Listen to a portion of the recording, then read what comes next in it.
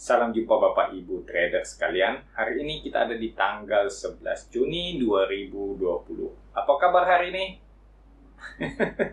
Belum sehat ya, belum sehat. Hari ini ISG masih ditutup minus. Tepatnya ada di minus 1,34%. Wow, ini cukup besar juga ya. Ya, walaupun kita sudah terlalu terbiasa melihat ISG dalam keadaan minus 1%, tapi ya tetap aja kita harus merasa ini cukup besar penurunannya. ISG ditutup di angka 4.854,7 sekian. Teman-teman boleh memperhatikan kita punya chart ISG. Sengaja saya perbesar kali ini supaya teman-teman bisa memperhatikan ISG sudah sampai ke area 50% di Fibonacci yang saya punya.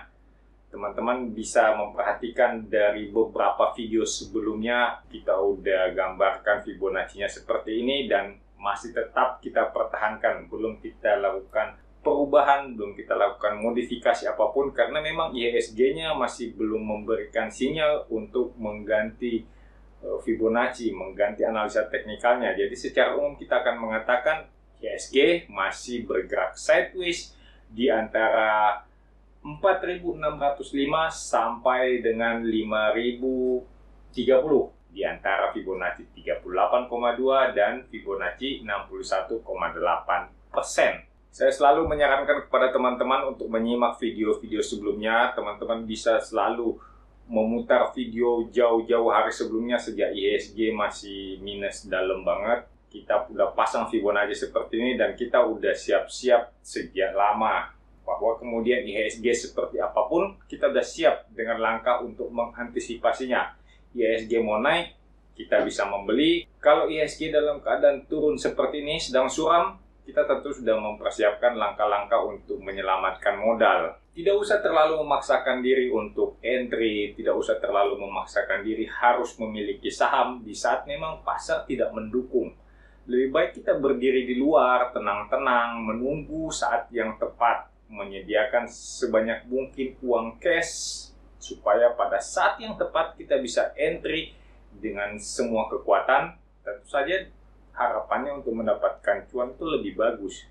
Jangan memaksakan diri untuk trading walaupun Anda tahu keadaan tidak memungkinkan. Jadi kalau memang keadaannya nggak bagus, nggak cocok dengan situasi kita, nggak cocok dengan kita punya analisa, nggak cocok dengan style kita, ya sudah, nggak apa-apa. Besok pasar masih buka, minggu depan juga pasar masih buka, dan saya rasa tahun depan juga pasarnya masih buka.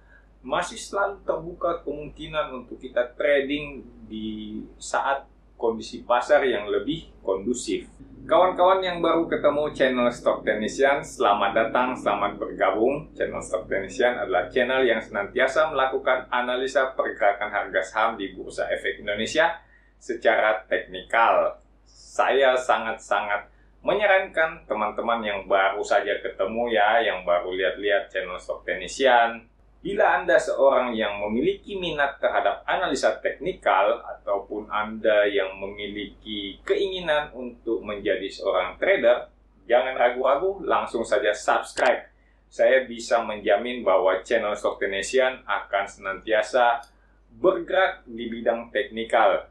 Selain bisa menikmati contoh-contoh analisa yang kita lakukan tiap hari seperti di hari-hari kemarin, teman-teman juga bisa meletakkan kode saham yang ingin kita bahas bersama di kolom komentar. Teman-teman bisa mencocokkan hasil analisa sendiri dengan analisa yang saya lakukan.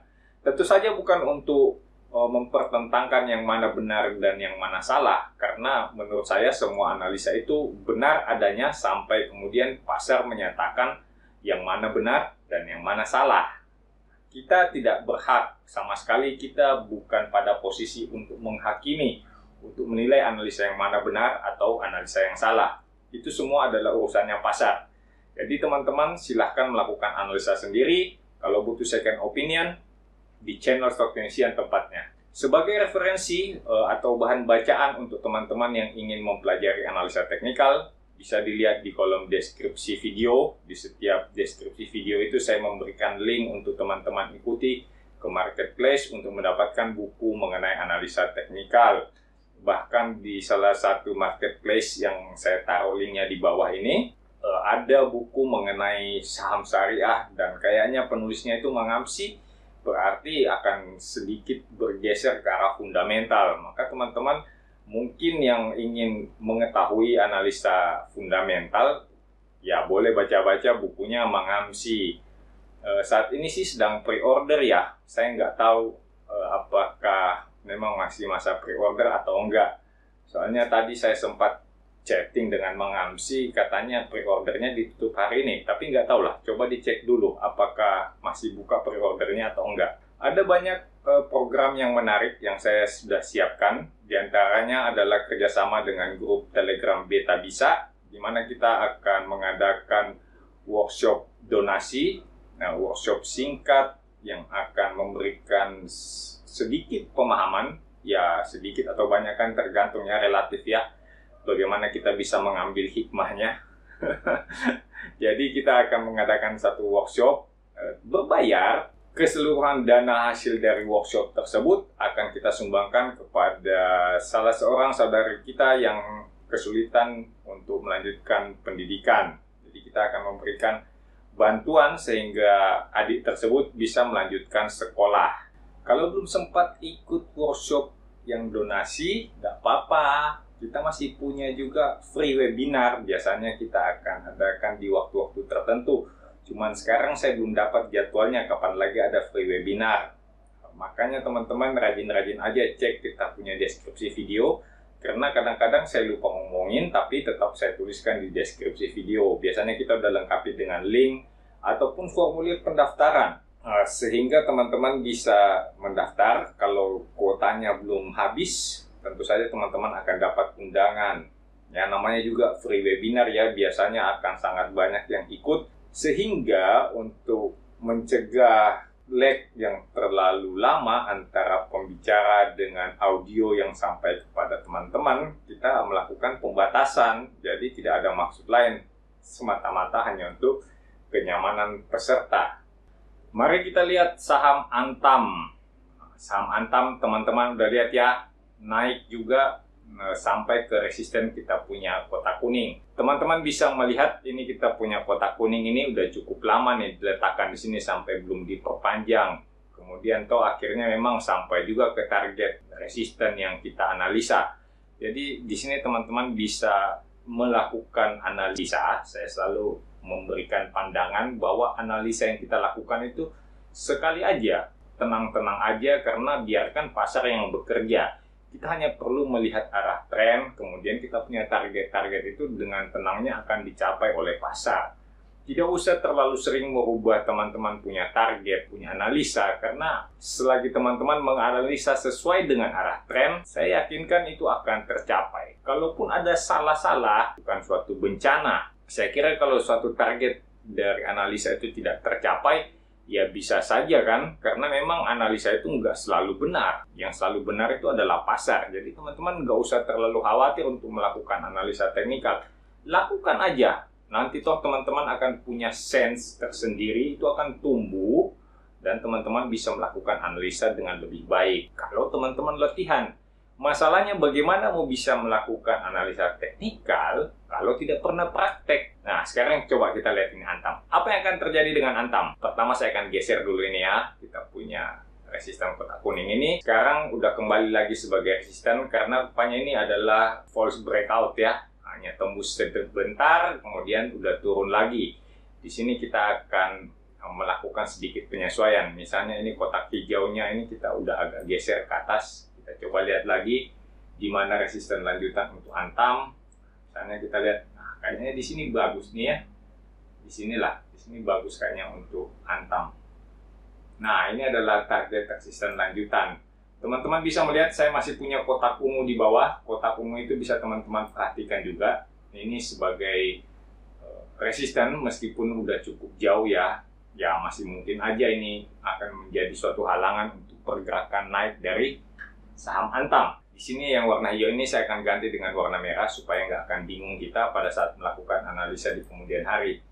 Sedangkan yang warna merah ini saya akan ganti dengan warna hijau sebagai penanda support. Saya kira untuk support di area kotak hijau ini kemungkinan besar akan kena oleh pergerakan Antam. Retracement kali ini akan sampai kembali ke area kotak hijau. Sampai saat ini saya masih melihat untuk area kotak hijau ini merupakan area yang cukup bagus untuk melakukan pembelian. Teman-teman bisa melihat dalam fase retracement kali ini terjadi penurunan volume yang cukup signifikan, sehingga kita bisa mengatakan bahwa pergerakan turun kali ini adalah koreksi sehat. Ini adalah retracement yang sangat wajar. Teman-teman boleh menunggu di area kotak hijau untuk melakukan pembelian saham Antam. Selanjutnya, teman-teman bisa mengatur resiko, misalnya saja meletakkan cut loss sedikit di bawah area support kotak hijau, sehingga kalau memang ternyata retracementnya masih berlanjut turun, akan bisa melarikan diri pada saat Antam menyentuh level cut loss yang teman-teman pasang. Tapi kalau misalnya takut, nah kalau takut ini susah ya. Nah misalnya kita tak terlalu takut pada saat dia support testing di area kotak hijau, ya udah nggak apa-apa, biarin dia turun, kemudian ya, nanti dia naik lagi setelah menembus area kotak kuning, baru kita melakukan pembelian. Seperti itu aja. Kalau memang takut untuk melakukan pembelian di support, agak-agak berisiko, takutnya dia turun terlalu jauh dan kita mengalami kerugian yang cukup besar. Ya sudah, nggak apa-apa. Teman-teman boleh menunggu saat terjadi breakout di area kotak kuning di harga 610.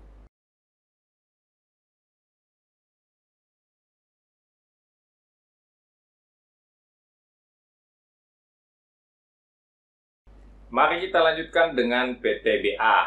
Nah, PTBA ini ribut-ribut, mau ada pembagian dividen. Katanya cukup besar, sebesar 13%. So what gitu loh. Justru kalau ada pembagian dividen gitu biasanya saya menghindar. Karena cenderung untuk mengacaukan kita punya chart. Kita nggak tahu siapa aja yang melakukan pembelian PTBA. Apakah memang digerakkan oleh kekuatan pasar atau digerakkan oleh para pemburu dividen. Nah, teman-teman mesti waspada di sini. Kalau hanya digerakkan oleh para pemburu dividen, ya berarti dia hanya akan naik sampai pada tanggal dividen, kemudian ya akan turun lagi gitu lah ya. Seperti biasa lah, kalau para pemburu dividen itu mereka hanya memburu dividen kemudian melakukan penjualan saat XD. Nah di sini kita lihat, untuk saat ini sih kita lihat tren PTBA memang sedang naik ya. Teman-teman udah mulai ribut, ada pembagian dividen yang cukup besar, ternyata PTBA-nya malah merah, malah turun terus ini ya, udah 2 hari ini turun. Oh ini bingung, kok mau bagi-bagi dividen malah merah. Saya juga nggak tahu nih kapan ada pembagian dividen. Kita yang jelas-jelas aja deh, kita lihat kita punya support dan resisten yang sudah terpasang. Paling pertama saya harus menyesuaikan dulu kita punya resisten ya. Ini kotak hijaunya tentunya udah bisa kita pindahkan ke atas. Ini ya teman-teman bisa lihat, ini adalah area resisten yang akan menjadi target pergerakan PTBA. Saya akan mewarnai dengan warna merah, kemudian di sini adalah warna kuning, karena ini akan menjadi salah satu penanda kalau PTBA akan turun atau akan melanjutkan naik. Sementara support yang di bawah ini adalah warna hijau, teman-teman bisa melihat di sekitar angka 1820, ini cukup bahaya. Kalau PTBA sampai ke level ini, sebaiknya teman-teman menghindar. Karena bisa jadi PTBA akan turun lebih dalam. Kenapa bisa turun lebih dalam? Karena kita melihat ada terjadi lower low. Sehingga kita sudah sepatutnya untuk menghindar. Sampai saat ini PTBA saya masih melihat akan tertahan di sekitar area kotak kuning di sekitar 2220. Ya masih ada 60 poin ya. Teman-teman boleh bersabar.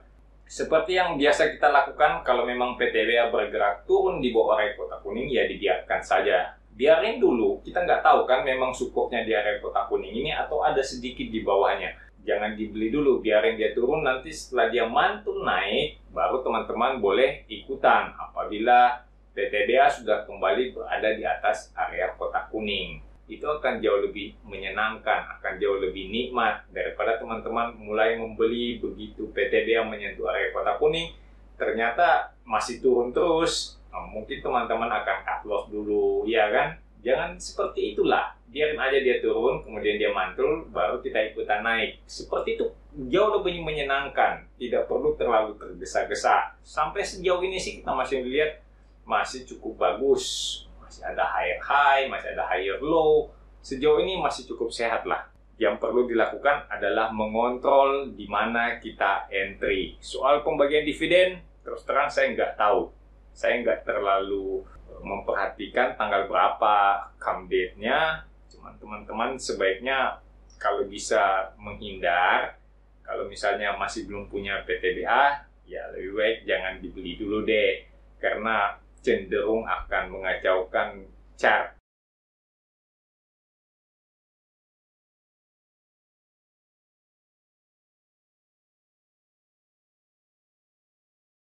Mari kita lihat saham BRIS. Wah, ini BRIS masih turun ya, kelihatannya jangka panjangnya masih kelihatan turun. Walaupun beberapa hari ini kelihatannya memang uptrendnya udah mulai terlihat. Oke, ini udah cukup lama ya kita nggak analisa.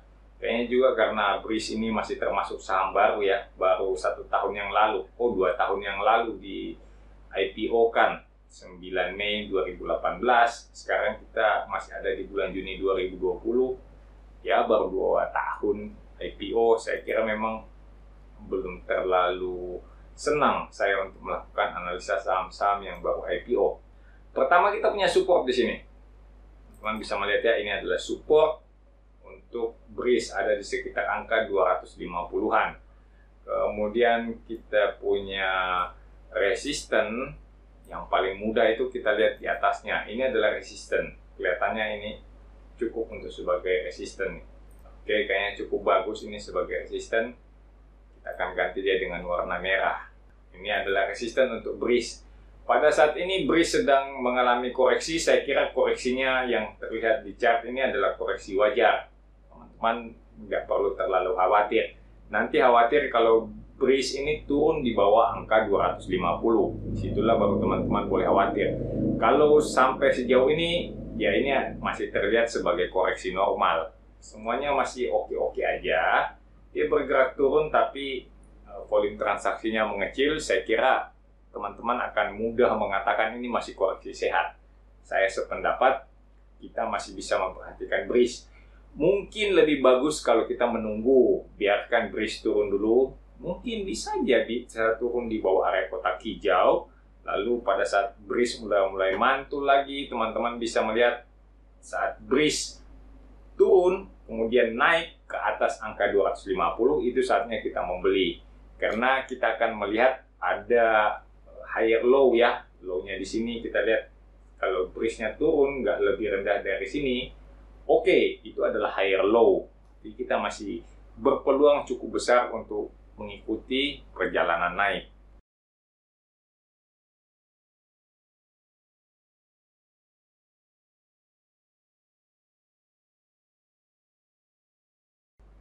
Kita lanjut dengan HMSP. Nah, HMSP ini agak mengkhawatirkan ya. Kalau melihat penampilan chart seperti ini, kita akan mengatakan ini agak mengkhawatirkan. Kemungkinan besar HMSP akan mencapai support di area kotak hijau di angka 1520. Ini agak-agak kurang menyenangkan kalau saya katakan ya, karena di sini kita lihat udah cukup bagus saat HMSP berhasil tembus di atas area kotak kuning. Tapi kok sekarang dia turun lagi. Mungkin saja dalam beberapa hari berikutnya HMSP ini mantul. Itu adalah salah satu kemungkinan yang terbaik. Sebaiknya teman-teman hanya membeli HMSP bila berada di atas area kotak kuning di angka 1815. Sebelum naik di atas area kotak kuning, sebaiknya jangan dulu membeli. Karena bisa jadi HMSP ini masih turun untuk testing support di area kotak hijau. Sekitar 1520. Kalau dilihat dari penurunan volume yang terjadi sih, kayaknya ini ada peluang untuk naik. Cuman mungkin beberapa hari lagi gitu. Sampai kita melihat ada terjadi penurunan volume transaksi seperti di area ini. Nah, mungkin di situ saatnya HMSP memberikan sinyal untuk melakukan pembelian. Tetapi lebih baik menunggu sampai HMSP benar-benar naik di atas area kotak kuning untuk mencegah hal-hal yang tidak diinginkan.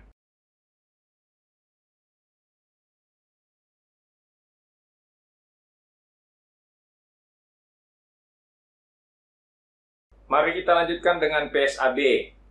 PSAB udah lama bertahan di support ya. Kita lihat di support kotak hijau ini menjadi area kuat untuk PSAB. Saya nggak tahu ini apakah ini adalah satu kesempatan untuk membeli atau enggak, tapi kayaknya ya teman-teman boleh membeli. Saya rasa untuk resikonya tidak terlalu besar karena ini ada di support, kelihatannya cukup kuat, sehingga teman-teman kemungkinan besar menghadapi resiko yang tidak terlalu besar. Tentu saja kita akan melakukan pembatasan. Misalnya kalau PSAB ini turun di bawah angka 180 atau mungkin PSAB turun di bawah angka 175, kita sell gitu kan, kita melarikan diri. Saya kira itu ya sekitar 10% oke lah, dibandingkan dengan reward yang kita harapkan kalau PSAB kemudian bergerak naik sampai ke angka 230. Saya kira ini masih jauh lebih besar reward yang dijanjikan daripada resiko yang dihadapi.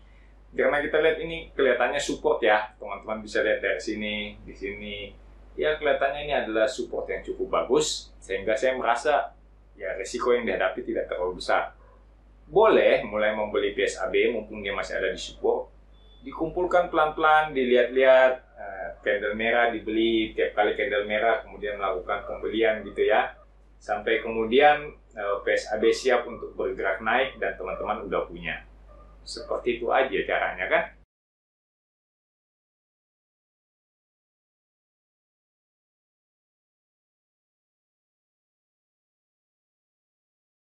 Mari kita lanjut dengan ITMG. Kelihatannya ITMG masih terus berada di area sideways ya. Teman-teman bisa melihat kita punya resisten kotak merah dan support kotak hijau masih terjaga dengan baik. ITMG masih bergerak di antara kotak merah dan kotak hijau. Tiap hari ada transaksi tapi kelihatannya nggak kemana-mana kan.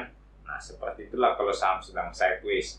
Ya kita akan melihat dengan lebih santai lah apakah ITMG ini bisa memberikan cuan atau enggak.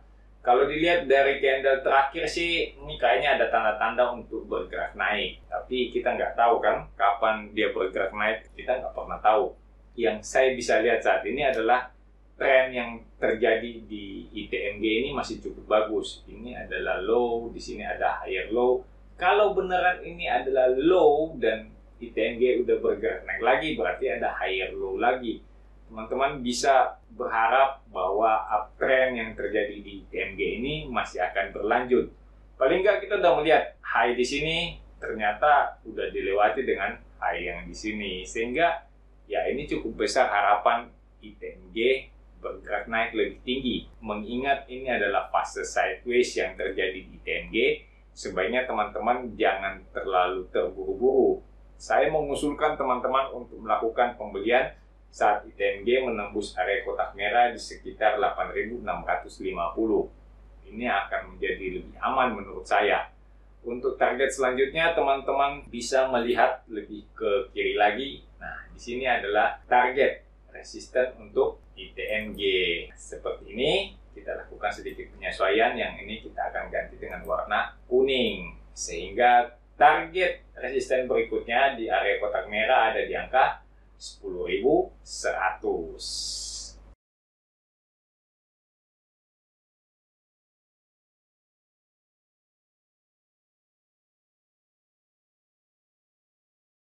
Selanjutnya kita akan melihat saham BMRI. Teman-teman selalu bisa melihat kita punya area support ataupun area resisten itu jarang-jarang diubah ya. Kalau memang masih memenuhi, saya toh nggak akan berubah. Sehingga teman-teman kalau mau cari ada saham yang ingin ditanyakan gitu atau ingin mengincar suatu saham, coba periksa di video sebelumnya. Di-search aja video-video sebelumnya, siapa tahu aja udah pernah dibahas, daripada teman-teman nanti kemudian udah request tapi nggak diladenin gitu ya, dicuekin aja requestnya karena mungkin memang masih ada dalam range yang kita analisa gitu. Karena kalau ada banyak request yang masuk kan terpaksa saya harus memilih yang mana yang akan dibahas, akan ada yang terlewatkan. Daripada nunggu lama-lama gitu kan, mending coba dilihat dulu di video-video sebelumnya, siapa tahu aja memang belum lewat. Ya seperti ini kan dia masih bergerak sesuai dengan kita punya analisa ya. Sebenarnya sih nggak perlu terlalu khawatir. Teman-teman bisa menunggu lagi di area kotak kuning di sekitar angka 4.470. Kalau memang sampai di sini dan tidak turun lebih rendah, ya bisa diikuti, bisa dibeli gitu ya. Sejauh ini sih kita melihat BMRI masih oke, tapi kali ini agak lebih waspada aja karena volume transaksinya juga masih rata-rata.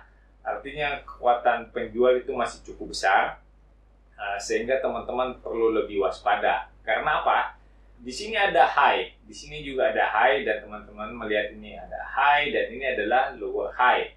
Di sini teman-teman melihat ada low dan di sini teman-teman melihat ada lower low. Bisa saja tren turunnya masih akan berlanjut.